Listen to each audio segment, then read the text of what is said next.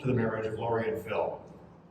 We're delighted to be surrounded by family and friends, many of whom have traveled a long way to celebrate with us today. There's a fascinating backstory to their love that I want to share with you. Laurie and Phil met 57 years ago on a tiny tropical island named Kwajalein in the middle of the Pacific. As a matter of fact, several islanders are here today, and to them I offer a warm Yakwe Yak. Yakwe Yak is the traditional greeting in the Marshall Islands. I must ask, what were you two doing in a high school on a tiny island? Before I answer, please sit down.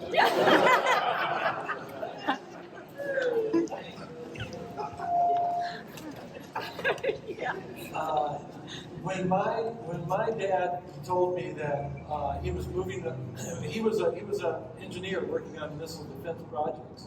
When he told me the family was moving to a tiny sandbar 7,000 miles away, I thought my life was over. I wanted to stay with my friends in school. Well, I got to go. I thought this was going to be a blast. My dad was also an engineer at Bell Labs, and it sounded like a good time to me. But my parents gave me an escape clause. If I wasn't tapping after my junior year, they would send me back to New Jersey for my senior year. That made a difference. Were you two high school sweethearts? Actually, no, but Vicky, where's Vicky? Yeah, she's here.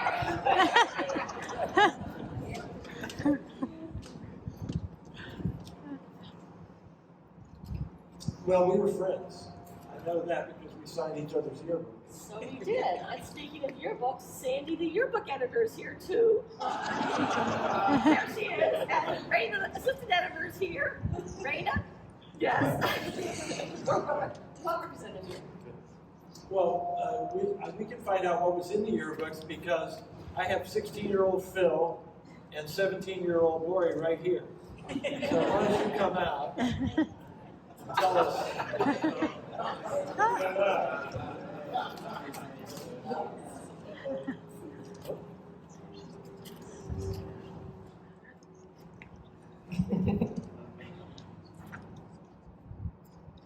Dear Phil, last year I avoided you, and this year I realized what I missed. Thank you for making Spanish class livable. And I'll never forget Andres de la O. What a play. You're a really nice guy, I mean it. And I'll be jealous when I think of you ice skating back on Mountain Lake. I'd wish you happiness, but I don't think you'll ever need it. Keep joking. As always, Laurie, 16.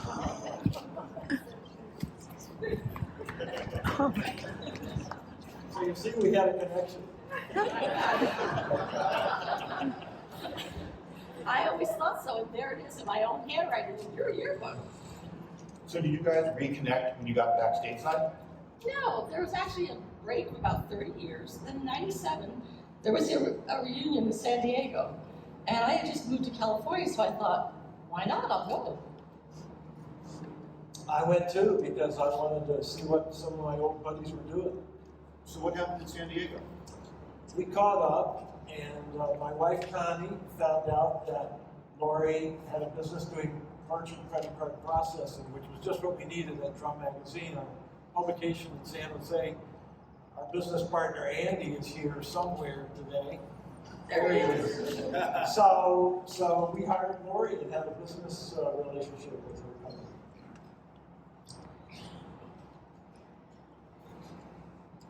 Where am I? Yes, that was 10 years ago. Well, and then 10 years ago, I called Philip to see if he wanted to co-host a mini-class squad reunion up in the Gulf countries. That was the last time we were in touch, until last year. So what happened then? Well, my wife Connie passed away in 2021, and that Christmas I was visiting with my daughter Pamela, and I had a real problem with AFib, and I was in the hospital off and on during the week. When I got out, it was New Year's Eve, and I decided the next day I was really going to focus on reconnecting with old friends and making new friends. It was time to do that. So I called up Bobby and Marcy. Are they here? There you go. And I called up Ralphie Danilin. And then late on New Year's Day, I went and visited Laurie because she lives just a mile from my daughter. And we had a good chat and really hit it off. And when I got back to the car, I thought, wow, this is terrific. I'm going to visit her. I've got a new friend. I'm starting on a new road. I was happy to stop by. It was great to reconnect. And Phil had invited me to go to the pet thing when he was next in town. Laurie said something to me that day that really stuck with me. She said she made decisions by asking herself, if this was the last day of my life, is this how I would spend it? And I thought, great decision-making model. I need that because I was really in tune with how precious each day is at that point. As we talked and texted over the next few weeks, we realized we had a lot in common. We were both entrepreneurs. We both enjoyed similar authors and loved foreign films. Even our moms both had the same name, Ruth, and they were good friends on Quad. And how many guys can you date in your 70s that know your mom? So what happened to change this friendship into love? Well, it changed when I listened to my heart. Now, the week before Valentine's, I had a strong urge to make a Valentine for Phil. But I kind of didn't know what to say, so instead I made a fabric heart, wrapped it in a pretty box, and I mailed it to him. When he got it, because I could tell when he was going to get it, he texted, "It's here." And I went, "Oh dear." I scared him. Anyways, Alex, you wrote a book with him? Does he get writer's block? I didn't say anything because I didn't know what I was feeling. And I didn't, I had been through big changes. I was adjusting. I didn't know if I should risk a relationship. And that explains it. But I was thinking about Laurie all the time. So the day after Valentine's, I called her up and told her. That changed everything. We never kissed or held hands, but we felt very much in love. And it was honestly the last thing I expected. I hadn't dated in 20 years. Now we're here. That's your story. Well, that's a great story. Now let's give your friends and family a round of applause.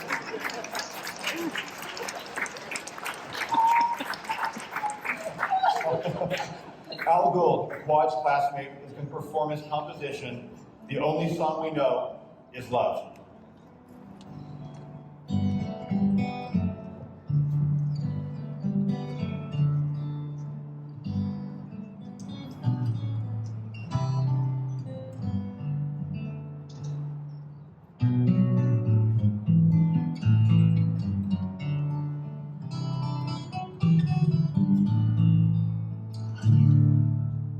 The meaning of it all is very clear. I know that our love surrounds us all right here, standing tall, much larger than us all. That's the melody that we'll remember, and we are proud and saying so out loud. That's the only song we know.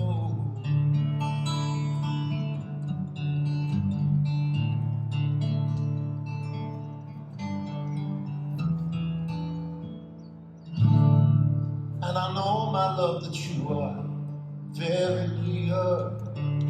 All our happiness is standing here. We are blessed in all our happiness. It surrounds us while the world surrounds us. We've come so far, yet my love, here you are, surrounded with your love.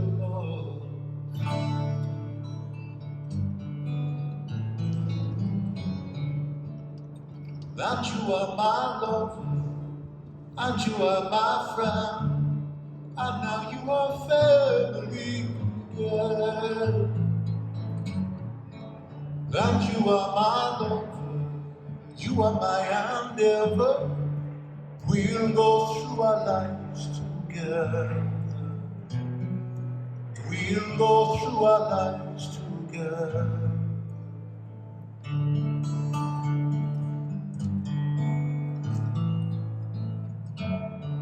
All I ask is that we hold love's memory, that my family and my friends can share with me. All things must pass, come and go so fast. That's the memory that we'll remember. Something divine in a fleeting glimpse of time. We will hold love's memory. That's the only song we know. That's the only song we know.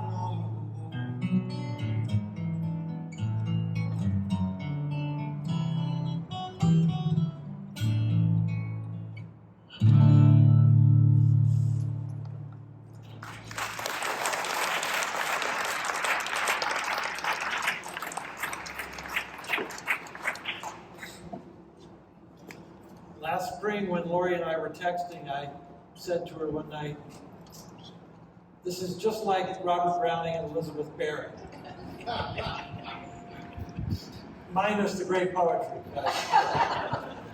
But in the 1840s in London, you could get your mail delivered several times a day. So they would write each other a letter at 9 a.m. and answer at 12 and answer at 3. And then they did that for a year, and then they eloped. He was 40, she was 46, which was a late life marriage in those days. And he wrote a famous poem which had the lines that have inspired me the last few months. Grow old along with me, the best is yet to be, the last of life for which the first was made. I'd like to read from Emmanuel's book, A Manual for Living Comfortably in the Cosmos. Throughout human history, the interpersonal relationship between a man and a woman has required many different things.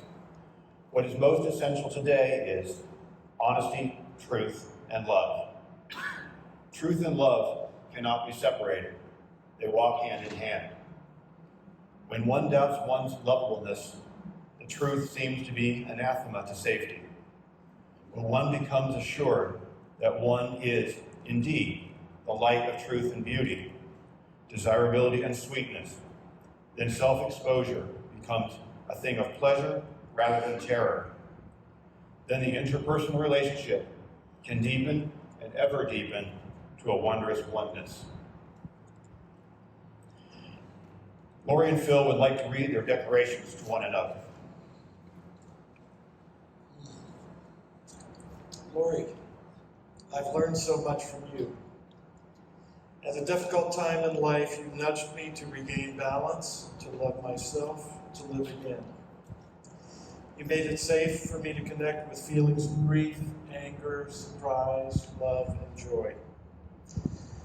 The reason I want to marry you is, well, I love you, but I want to keep learning about life, and to keep learning, I need to keep loving. I want to know all of you and for you to know all of me. When we started seeing each other, some friends said I was crazy to date a woman who'd been single for 40 years. But I could not have found a better partner. When we wake in the morning, you are my bright sun.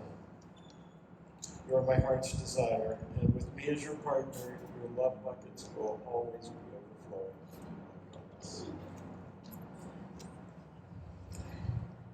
Phil, early one morning last February, when I was waking up, drifting between the conscious and the unconscious worlds, these thoughts came pouring out of me. I want to couple. I want to couple with you and only you. I want to love deep and hard, and I want to love fiercely.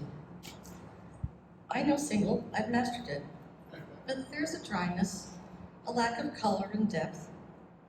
Now I have a choice.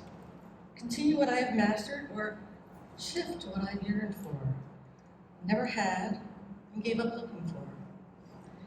I want to be precious to you, to let my hibernating heart engage, to do what it has always wanted to do, to love deeply, completely, to love without self-consciousness or fear. That was a year ago, and I chose you over staying single.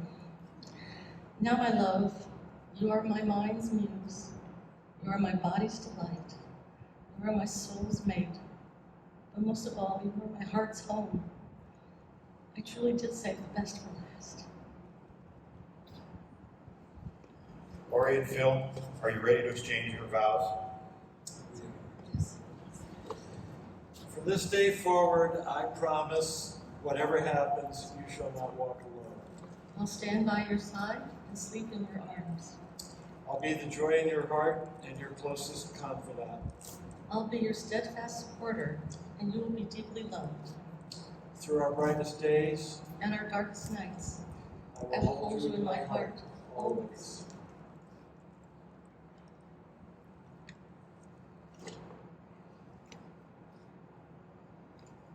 Join your left hands.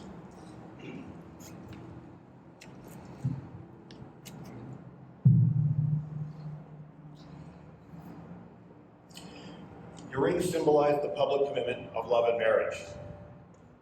Yes, these rings are unique. They're unique like our late in life love.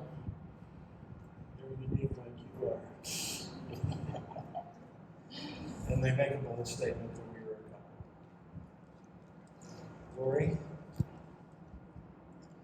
with this ring, I pledge my love to you. Smart. Phil, with this ring, I pledge my love to you. Remember that your love is the basis for your marriage. Desire nothing else, fear nothing else, and allow love to blossom. Share your love bountifully with one another. Allow your love and life together to be the source of strength which feeds your soul. None of us knows what the future will bring. The important thing is to live today to the fullest and face tomorrow with the certainty that together, in love, you can handle whatever may come. Before the friends and family assembled here, you have pledged your love and devotion. I now pronounce you, Laurie and Phil, joined in love and marriage for the rest of your lives. Those who all the powers of the universe join together, let no one and nothing put asunder.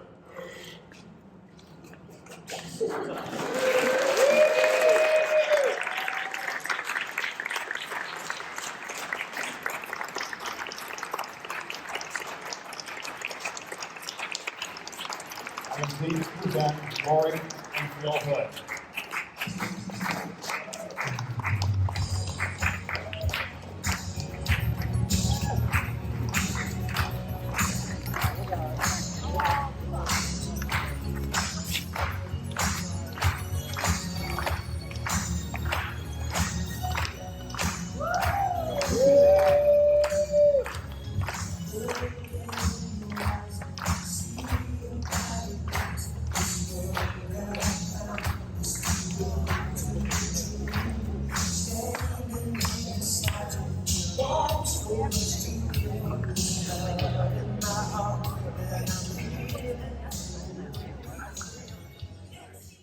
All the powers of the universe will join together.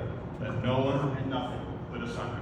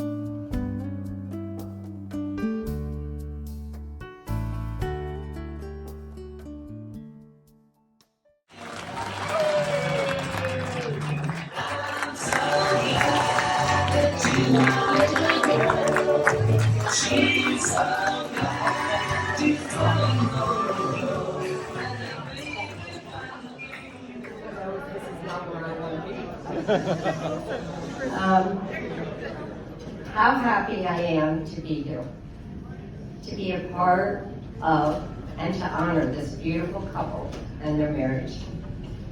From the moment Phil revisited a friend one New Year's Eve, 2 lives were changed forever.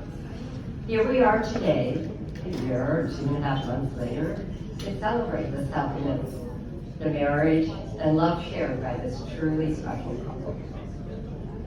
I've known Laurie for many years, and I'm thrilled to share how proud I am, how in awe I am of her accomplishments, her strength, her dedication and support for so many good causes, and for the woman she is.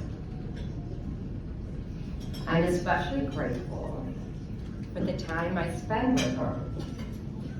We hike, we travel, yoga, shopping, girl talk, man talk, trying to solve life's issues, just being together, sharing her famous chocolate chip cookies, or a slice of cookies, chocolate cake, pure love.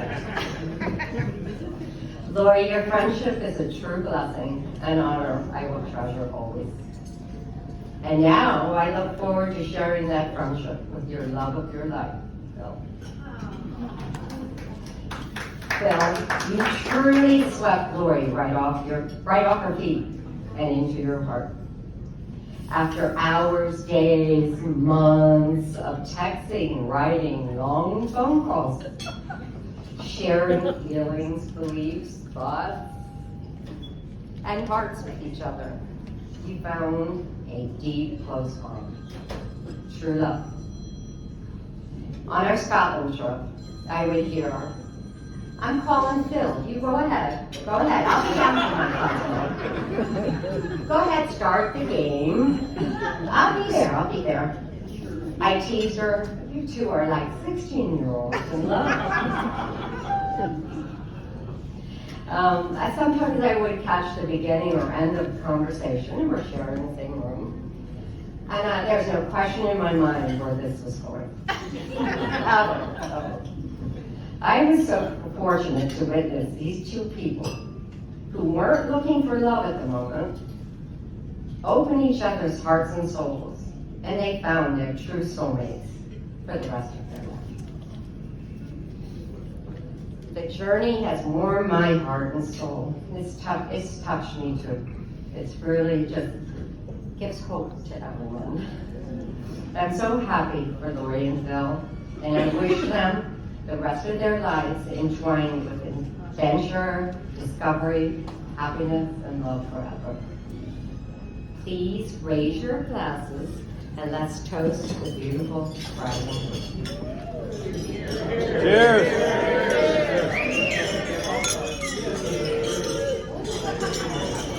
Cheers.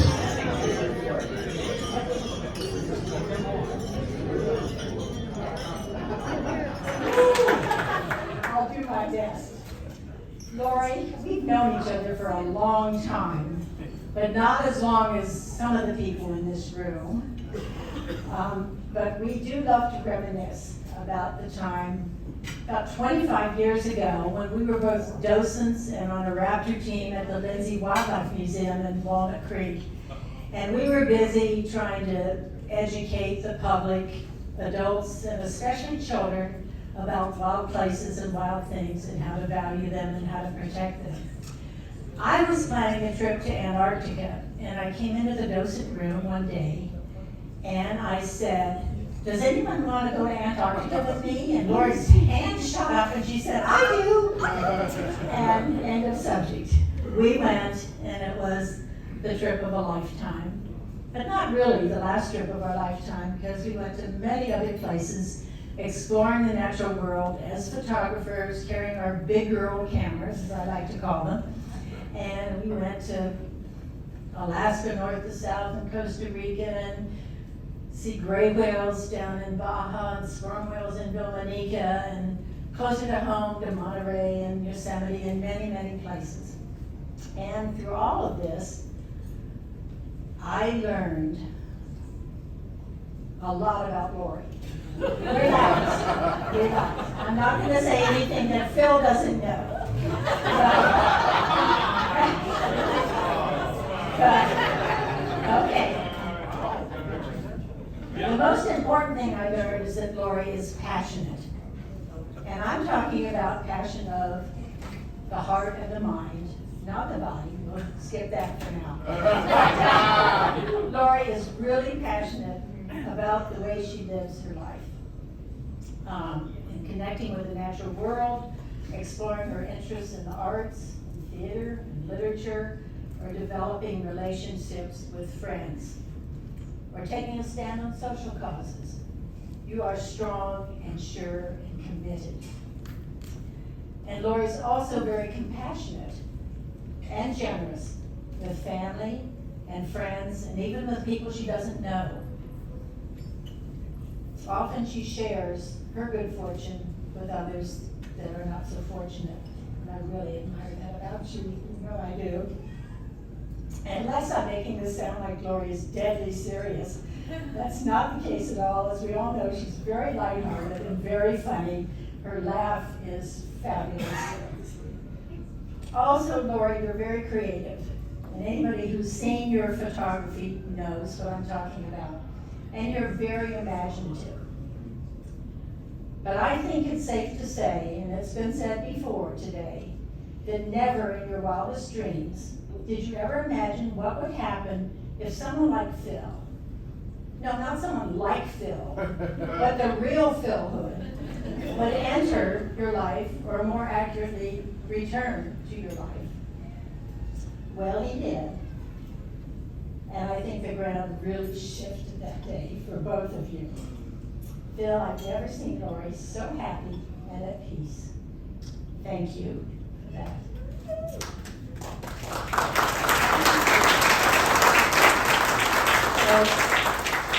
So, our toast for you, Laurie and Phil, is that you have a long forever marriage in which you share times of great adventure and exploration and fun, but also times that are quiet and calm and peaceful.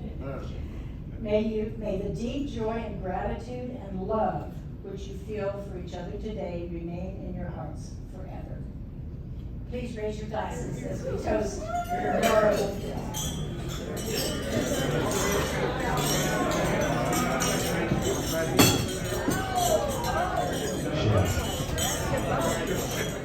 How she tried butter at 64 degrees and 68 degrees and 72 degrees and 76 degrees.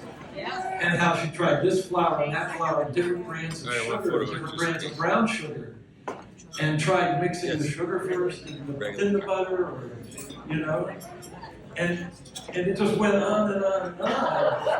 I'm thinking she's really into making you know, I can understand that if you were stoned out of your mind. But, and after a while, I realized this was Louis Pasteur. This was the scientific method in action. And I said to myself, she is just weird enough for me. Right there and there. So I want to make sure that you get the recipe and you try the cookies when you get the cake.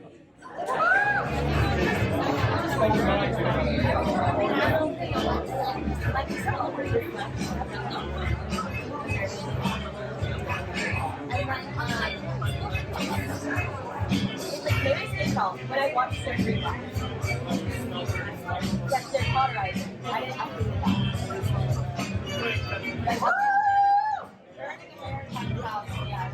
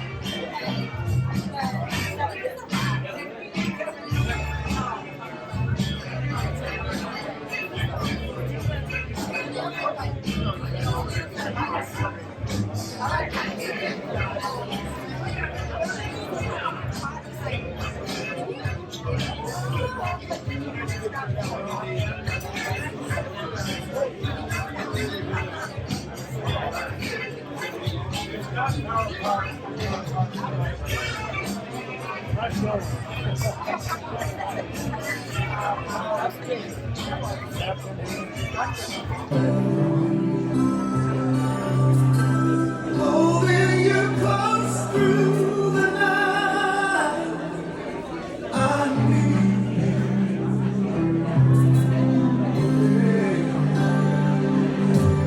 I look in your eyes, and then I see what heaven is really. The love that we share makes life so sweet. Together, always. This kind of love feels so right, and you and me.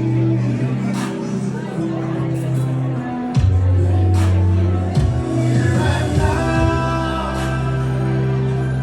I promise to love faithfully.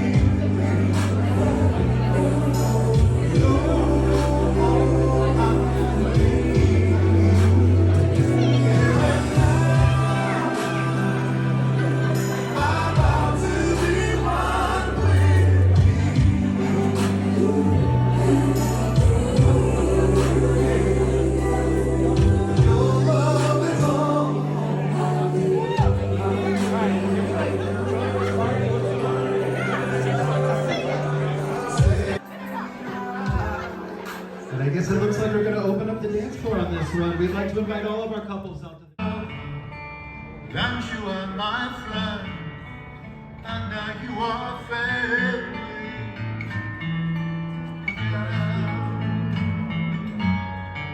And you are my love, you are my endeavor. We'll go through our lives together. We'll go through our lives together.